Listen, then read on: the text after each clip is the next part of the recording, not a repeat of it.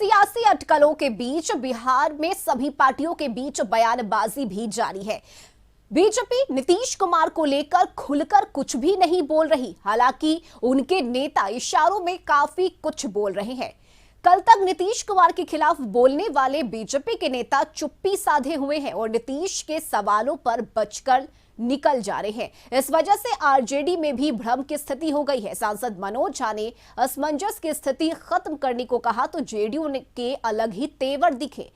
राजनीति इशारों का खेल है और अगर इशारों को समझा जाए तो राजभवन की इस तस्वीर को देखिए, जहां नेता प्रतिपक्ष विजय सिन्हा और नीतीश कुमार गुफ्तगू कर रहे हैं। बहरहाल देखना होगा कि सियासी सस्पेंस कब और किस मुकाम पर जाकर खत्म होता है।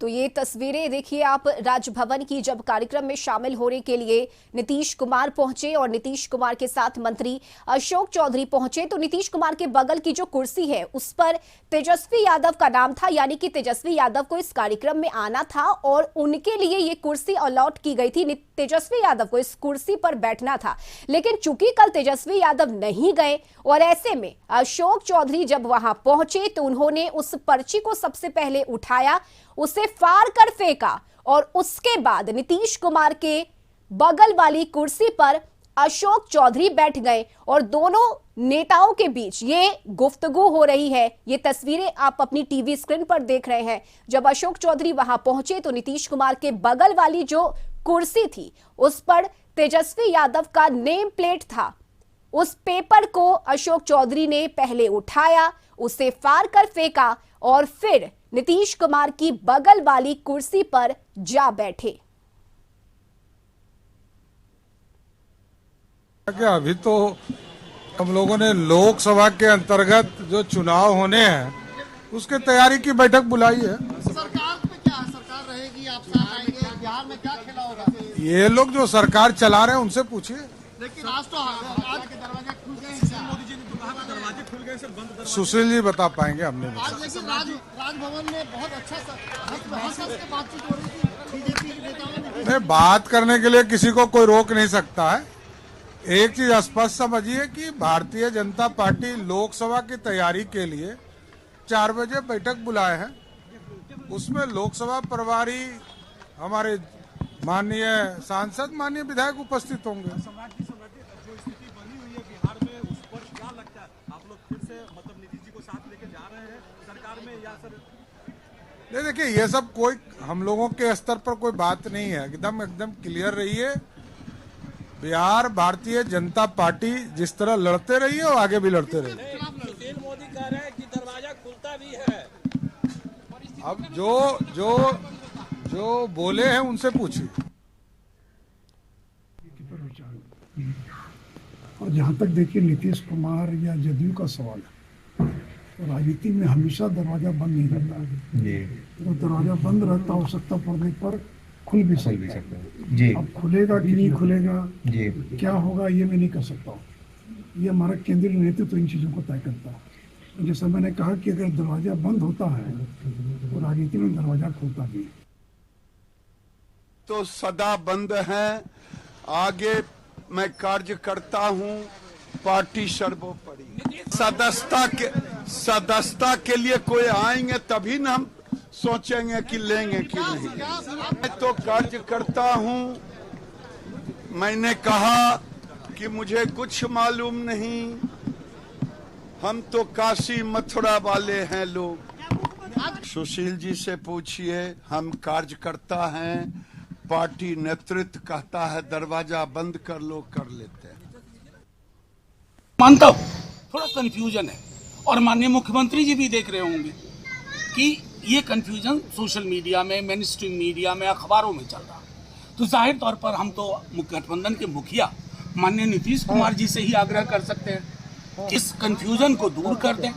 ये जो गठबंधन को लेकर संशय बना हुआ है, जिससे कि आम जनजीवन भी प्रभावित हो रहा है। और आज ही तेजस्वी जी हमारे डिप्टी सीएम 3-4 जगह से झंडा फहरा के आए, तो उस हिसाब से हमारी तरफ से तो स्पष्ट है।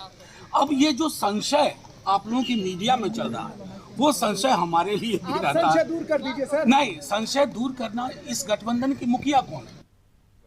26 जनवरी है, आज गणतंत्र दिवस है, पूरा देश उल्लास से मना रहा है, तो स्वाभाविक है अब नहीं आई तो महामहिम के कार्य क्षेत्र का मामला है। मनोज झा को ये क्यों कहना पड़ रहा है कि स्थिति स्पष्ट करें नीतीश कुमार, जो हालात इस बात का स्पष्ट करे भाई। माननीय नीतीश कुमार जी कंफ्यूजन में रहे हैं, कभी फ्रंट फुट से राजनीति किया नीतीश कुमार जी ने, और नीतीश कुमार जी कंफ्यूजन में नहीं रहते हैं। अब जो लोग कंफ्यूजन में हैं वो जाने, हम कोई कंफ्यूजन में नहीं है। और अब बिहार विधानसभा में पार्टियों की ताकत क्या है, इस पर एक नजर डालते हैं। 243 सदस्यों वाली विधानसभा में आरजेडी के 79, बीजेपी के 78, जेडीयू के 45 और कांग्रेस के 19, तो वहीं भाकपा माले यानी कि सीपीआई एमएल के 12, सीपीआई के 2, सीपीएम के 2 सदस्य हैं। वहीं जीतन राम मांझी की पार्टी हिंदुस्तानी अवाम मोर्चा के 4, ओवैसी की पार्टी एआईएमआईएम के 1 और निर्दलीय सदस्य 1 हैं।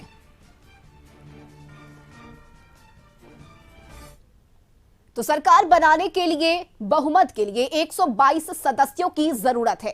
तो जानते हैं आखिर संभावनाएं क्या बनती है। पहली संभावना की अगर बात की जाए तो बीजेपी के 78, जेडीयू के 45, हिंदुस्तानी अवाम मोर्चा के 4 और 1 निर्दलीय सुमित सिंह को मिलाकर ये आंकड़ा 128 पहुंचता है, यानी आसानी से सरकार बन सकती है। अब दूसरी संभावना की अगर बात की जाए तो इसमें आरजेडी, कांग्रेस, साथ ही लेफ्ट, हिंदुस्तानी अवाम मोर्चा, एआईएमआईएम और निर्दलीय शामिल हो सकते हैं। आरजेडी के 79, कांग्रेस के 19, लेफ्ट के 16, हम के 4, निर्दलीय के 1 और एआईएमआईएम के 1 सदस्य को मिलाकर ये आंकड़ा 120 पहुंचता है, जो 122 यानी कि बहुमत से 2 कम है।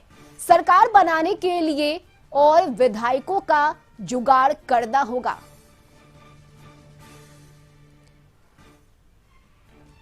और संपादक अशोक मिश्रा इस वक्त हमारे साथ जुड़ गए हैं। अशोक जी, आज का दिन बेहद महत्वपूर्ण माना जा रहा है। एक तरफ आरजेडी की बैठक होनी है, दूसरी तरफ शाम में बीजेपी की बैठक भी ली जानी है, लेकिन संभावनाएं कई तरह की, चर्चाएं कई तरह की कि आखिर होगा क्या। जिस तरह से कल तस्वीरें देखने को मिली, इसके बाद इतना तो साफ है कि अब ऑल इज वेल नहीं रहा महागठबंधन में। देखिए, जो अब तो क्या है, अब तो उल्टी गिनती शुरू हो गई है। हालांकि इस उल्टी गिनती के बीच में भी नीतीश कुमार ने यह दिखाने की कोशिश की है कि वो सब कुछ सामान्य चल रहा है। यही वजह है कि नीतीश कुमार आज पटना में एक पुलिस विभाग के कार्यक्रम में शामिल होंगे और दूसरा बक्सर में एक कला संस्कृति विभाग के कार्यक्रम में शामिल होंगे। लेकिन इसके बावजूद भी जो राजनीतिक फिजा है वो बदल चुकी है। आज सभी दलों के नेता अपने अपने विधायकों को समेटने में लगे हैं। एक तरफ जहां आरजेडी की बैठक आज तेजस्वी यादव के आवास पर रखी गई है, तो दूसरी तरफ बीजेपी बैठक बीजेपी कार्यालय में रखी गई है। तीसरी बैठक कांग्रेस की है, विधायकों और विधान पार्षदों की वो पूर्णिया में है। तो सभी दलों के नेता अपने अपने विधायकों को समेटने में लगे हुए हैं। लेकिन जहां तक सरकार बनाने की बात है और जोड़ तोड़ की बात है, तो नीतीश कुमार जिधर रहेंगे बहुमत स्पष्ट उधर ही रहेगा। अभी तक नीतीश कुमार गठबंधन में रहे हैं तो स्पष्ट बहुमत है। नीतीश कुमार के पाला बदलने से 128 विधायकों का जो आंकड़ा आपने दिखाया है वो तय है, तो फिर इसमें सरकार को कहीं कोई कठिनाई नहीं है। अगर मान लीजिए जीतन राम मांझी को मिला करके भी आरजेडी सरकार बनाना चाहती है तो उसको 120 ही है, यानी कि 2 विधायकों की अभी और जरूरत है। जबकि जीतन राम मांझी लगातार कर रहे हैं कि वो एनडीए गठबंधन में है।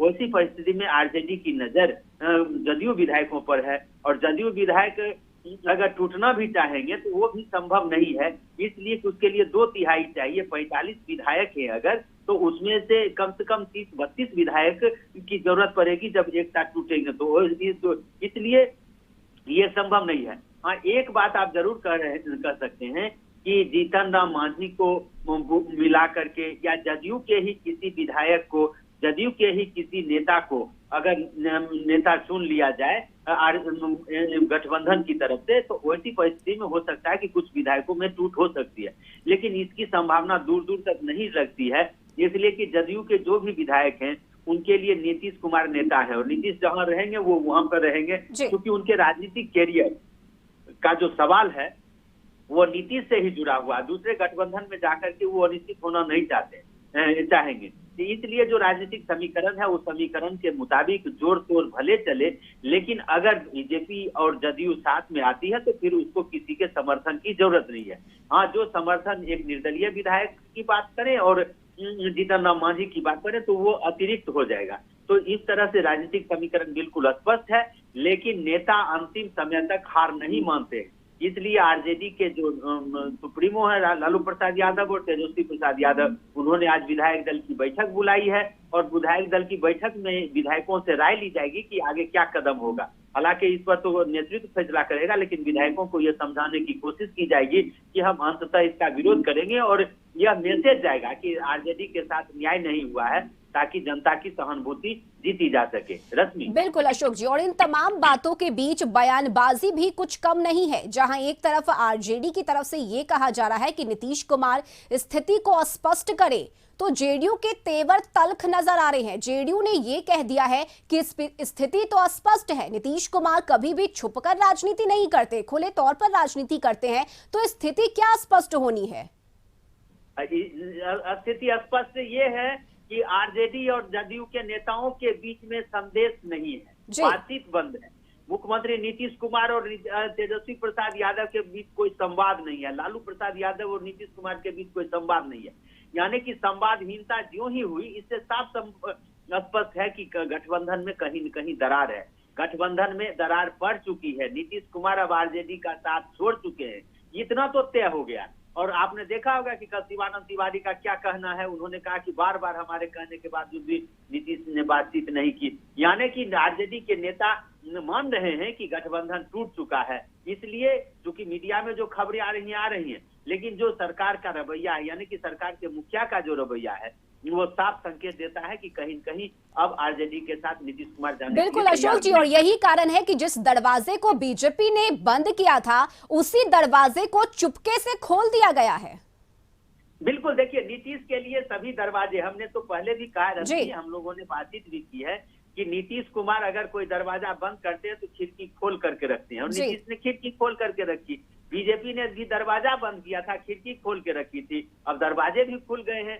आरजेडी से चूक कहीं हुई है। अब आप देख लीजिए कि कल महामहिम राज्यपाल के कार्यक्रम में भी आरजेडी की कोई नेता नहीं पहुंचे, आलोक मेहता पहुंचे भी तो तुरंत वापस हो गए। कूटनीति ये कहती है कि विपरीत परिस्थितियों में भी जनता के बीच यह मैसेज जाना चाहिए कि हम पूरी तरह से मजबूती से खड़े हैं, और इसका एक असर भी दिखता है, लेकिन ये देखने को नहीं मिला। और सबकी निगाहें खोज रही थी कि तेजस्वी आते हैं तो नीतीश और तेजस्वी की जो मुलाकात होती है, उस मुलाकात का असर क्या होता है। लेकिन इस सब के बावजूद भी आप देख लीजिए कि तेजस्वी नहीं पहुंचे, आरजेडी के कोई नेता नहीं पहुंचे, कांग्रेस का कोई नेता नहीं पहुंचा। इससे साफ जाहिर है कि गठबंधन में दरार ही नहीं, गठबंधन में खाई बन गई है, और उस खाई को अब पाटना असंभव लग रहा है। हाँ, ये कहिए कि आप 2-3 दिन तक बिहार की सियासत गर्म रहेगी, और बिहार की सियासत पर ही समूचे देश की नजर रहेगी, और खास करके राजधानी पटना का राजभवन और एक अन्य मार्ग, इन दोनों पर, और फिर राबड़ी देवी का आवासीय, तीनों जगहों पर सभी लोगों की नजरें बनी रहेगी। जी बिल्कुल, बहुत शुक्रिया अशोक जी आपका तमाम जानकारी के लिए। तो इन तमाम सियासी हलचल के बीच आज का दिन बेहद महत्वपूर्ण, आज एक के बाद एक बैठक होनी है, देखना ये होगा कि आज की बैठक में क्या निर्णय लिया जाता है।